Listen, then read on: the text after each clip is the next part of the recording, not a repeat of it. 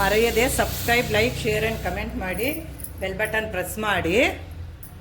ಮೊದಲಿಗೆ ನೋಟಿಫಿಕೇಷನ್ ಬರುತ್ತೆ, ಆಗ ವಿಡಿಯೋಗಳೆಲ್ಲ ಮೊದಲಿಗೆ ಬರುತ್ತೆ, ಆಗ ನೀವು ಮೊದಲಿಗೆ ವಿಡಿಯೋನ ನೋಡಬಹುದು. ಇದು ತುಂಬಾ ಸೂಪರಾಗಿದೆ ಗಿಣ್ಣು. ಇದನ್ನ ಹೇಗೆ ಮಾಡೋದು ಅಂತ ನೋಡೋಣ. ಎಲ್ಲರಿಗೂ ನಮಸ್ಕಾರ. ಕನ್ನಡತಿ ಗೃಹಿಣಿ ಕೈ ರುಚಿಗೆ ಸ್ವಾಗತ. ಗಿಣ್ಣು ಮಾಡೋದಕ್ಕೆ ನಾನು ಒಂದು ಪಾತ್ರೆ ತೊಗೊಂಡಿದ್ದೀನಿ. ಈಗ ಅದಕ್ಕೆ ನಾನು ಗಿಣ್ಣು ಹಾಲನ್ನು ಹಾಕ್ಕೊಳ್ತಾ ಇದ್ದೀನಿ. ಒಂದು ಗ್ಲಾಸು 2 ಗ್ಲಾಸು 3 ಗ್ಲಾಸ್ ಇದೆ ಹಾಲು. ಇದು 1/4 ಲೀಟ್ರ್ ಇದೆ ಹಾಲು. ಇದರಿಂದ ಗಿಣ್ಣು ಮಾಡೋದು. ಹಸುವಿನ ಹಾಲು 5 ದಿನದ ಹಾಲಿದು, 5ನೇ ದಿನದ ಹಾಲು. ಇದರಿಂದ ನಾನು ಗಿಣ್ಣು ಮಾಡ್ತಾ ಇದ್ದೀನಿ. ಈಗ ಸ್ಟವ್ ಹಚ್ಚಿಟ್ಕೊಳ್ತೀನಿ. ಈಗ ಸ್ಟವ್ ಹಚ್ಚಿಟ್ಟಿದ್ದೀನಿ. ಹಾಲು ಕಾಯಬೇಕು. ಅಷ್ಟೊತ್ತಿಗೆ ಇದ್ದಿದ್ದೆಲ್ಲ ರೆಡಿ ಮಾಡ್ಕೊಳ್ತೀನಿ. ಮರೆಯದೆ subscribe, like, share and comment ಮಾಡಿ. ಬೆಲ್ ಬಟನ್ ಪ್ರೆಸ್ ಮಾಡಿ.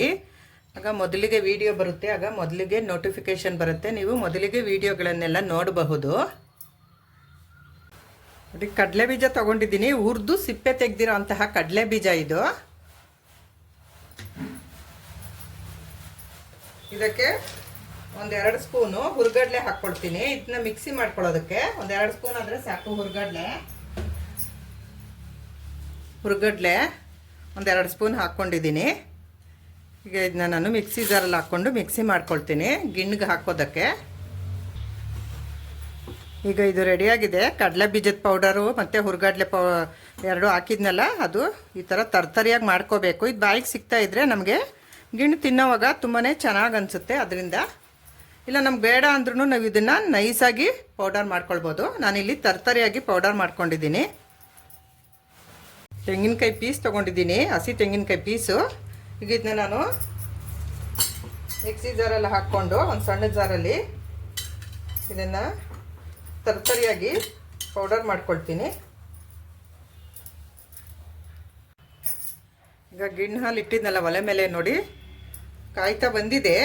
ಇದಿನ್ನು ಚೆನ್ನಾಗಿ ಉಕ್ಕು ಬರಬೇಕು, ಚೆನ್ನಾಗಿ ಕಾಯಬೇಕು. ಇನ್ನು ಕಾಯಬೇಕು, ಉಕ್ಕಿಸ್ಬೇಕು ಇದನ್ನು ಚೆನ್ನಾಗಿ.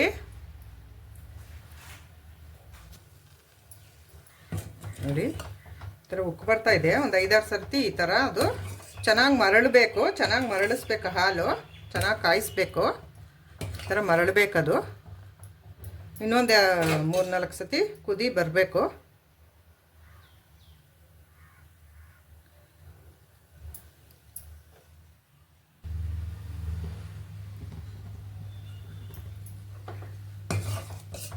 ನಾಟಿ ಹಸುವಿನ ಹಾಲು ಇದು. ಇದೇ ಕಲರ್ ಬರೋದಿದು. ನಾಟಿ ಹಸುವಿನ ಹಾಲು 5 ದಿನದ ಹಾಲಿದು.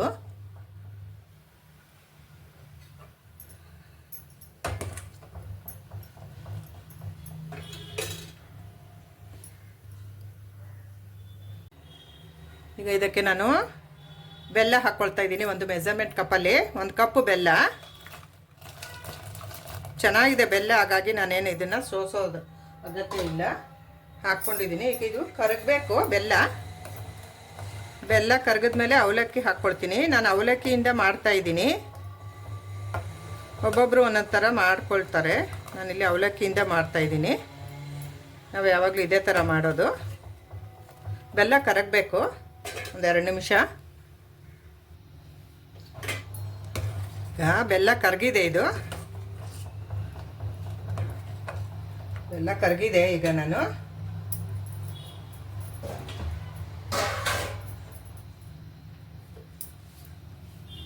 ಇದಕ್ಕೆ ಚೆನ್ನಾಗಿ ತೊಳೆದಿರೋಂತಹ ಅವಲಕ್ಕಿ, ಬೆಲ್ಲ ಯಾವುದ್ರಲ್ಲಿ ಹಾಕಿದ್ನೋ ಅದೇ ಮೆಜರ್ಮೆಂಟ್ ಕಪ್ಪಲ್ಲಿ ನಾನು 1 ಕಪ್ಪು ಅವಲಕ್ಕಿನ ತೊಳೆದು ಇಟ್ಕೊಂಡಿದ್ದೀನಿ. ಈಗ ಅದನ್ನ ಹಾಕ್ಕೊಳ್ತಾ ಇದ್ದೀನಿ. ಒಂದು 5 ನಿಮಿಷ ನೆನೆಸಿರೋ ಅಂಥ ಅವಲಕ್ಕಿ ಅಷ್ಟೇ ಇದು. ಈಗ ಈ ಅವಲಕ್ಕಿನ ನಾನು ಇಲ್ಲಿ ಹಾಕ್ಕೊಳ್ತೀನಿ.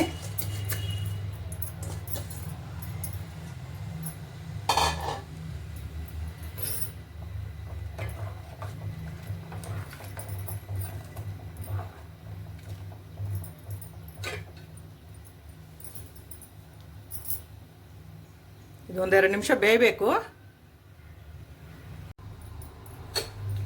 ಈಗ ನೋಡಿ ಅವಲಕ್ಕಿ ಬೇಯ್ತಾ ಇದೆ. ಯಾಕಂದ್ರೆ ನಾನು ಪೌಡರ್ ಮಾಡಿ ಇಟ್ಕೊಂಡಿರೋಂತಹ ಕಡಲೆ ಬೀಜ ಮತ್ತು ಹುರುಗಡ್ಲೆ ಪೌಡರ್ನ ಇಲ್ಲಿ ಯಾವುದ್ರಲ್ಲಿ ತೊಗೊಂಡಿದ್ನೋ ಅದರಲ್ಲೇ ಒಂದು ಮೆಜರ್ಮೆಂಟು ಬೌಲಲ್ಲಿ ಹಾಕ್ತಾಯಿದ್ದೀನಿ.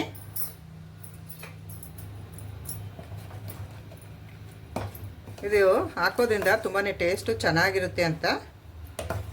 ಈ ಥರ ತರ್ತರಿಯಾಗಿ ಮಾಡಿ ಹಾಕೋದ್ರಿಂದ ಸ್ವಲ್ಪ ನಮಗೆ ಬಾಯಿಗೆ ಸಿಗ್ತಾ ಇರುತ್ತಲ್ಲ, ಚೆನ್ನಾಗಿರುತ್ತೆ ಅಂತ ಅಷ್ಟೇ. ಯಾಕಂದರೆ ನಾವು ಇದನ್ನು ನುಣ್ಣಗೂ ಮಾಡಿ ಹಾಕ್ಕೊಳ್ಬೋದು. ಈಗ ಇದು ಅವಲಕ್ಕಿ ಇನ್ನೊಂದು 5 ನಿಮಿಷ ಬೇಯಬೇಕು.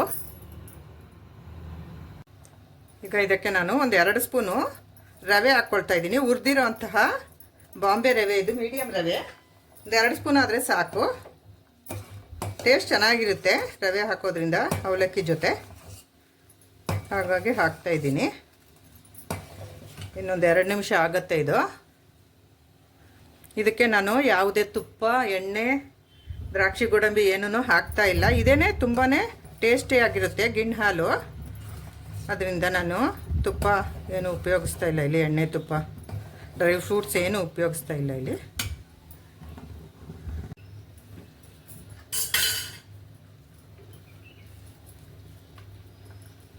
ಲಾಸ್ಟ್ಗೆ ತೆಂಗಿನಕಾಯಿ ಮಿಕ್ಸಿ ಮಾಡಿ ಇಟ್ಕೊಂಡಿದ್ನಲ್ಲ ಅದನ್ನ ಹಾಕ್ಕೊಳ್ತೀನಿ. ಹಸಿ ತೆಂಗಿನಕಾಯಿ ಮಿಕ್ಸಿ ಮಾಡಿ ಇಟ್ಕೊಂಡಿರೋದು, ಅದನ್ನ ಮಿಕ್ಸ್ ಮಾಡ್ಕೊಳ್ತೀನಿ. ಇಷ್ಟಾದರೆ ಆಯಿತು. ಇದು ತಣ್ಣಗಾದ್ಮೇಲೆ ಚೆನ್ನಾಗಿರುತ್ತೆ. ಇವತ್ತು ಮಾಡಿಬಿಟ್ಟು ನೈಟು ನಾವು ನಾಳೆ ಬೆಳಗ್ಗೆ ತಿನ್ನೋದಕ್ಕೆ ಇದು ತುಂಬಾ ಚೆನ್ನಾಗಿರುತ್ತೆ. ಚಪಾತಿ ಜೊತೆ ಇದು ತಿನ್ನೋದಕ್ಕೆ ತುಂಬ ಚೆನ್ನಾಗಿರುತ್ತೆ. ನೆಂಚ್ಕೊಳ್ಳೋದಕ್ಕೆ ಸೈಡ್ ಡಿಶ್ ಆಗಿ ಚಪಾತಿ ಜೊತೆ ಇದು ತುಂಬಾ ಚೆನ್ನಾಗಿರುತ್ತೆ. ಈಗ ಏಲಕ್ಕಿ ಪೌಡರ್ ಹಾಕ್ತಾಯಿದ್ದೀನಿ 1 ಸ್ಪೂನು. ಕುಟ್ಟಿಟ್ಕೊಂಡಿರೋಂತಹ ಏಲಕ್ಕಿ ಪೌಡರು 1 ಸ್ಪೂನ್ ಹಾಕಿದ್ದೀನಿ. ಈಗ ಅದನ್ನ ಮಿಕ್ಸ್ ಮಾಡ್ಕೊಳ್ತೀನಿ.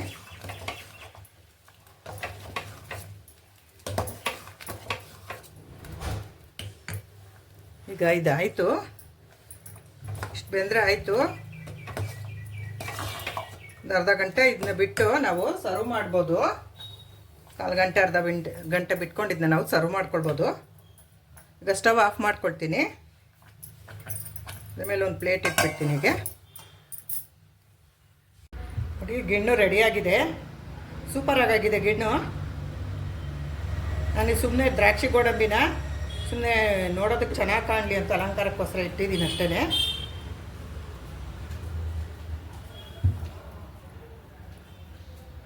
ಟೇಸ್ಟ್ ಮಾಡ್ತೀನಿ ಗಿಣ್ಣು ಹೇಗಿದೆ ಎಂದು.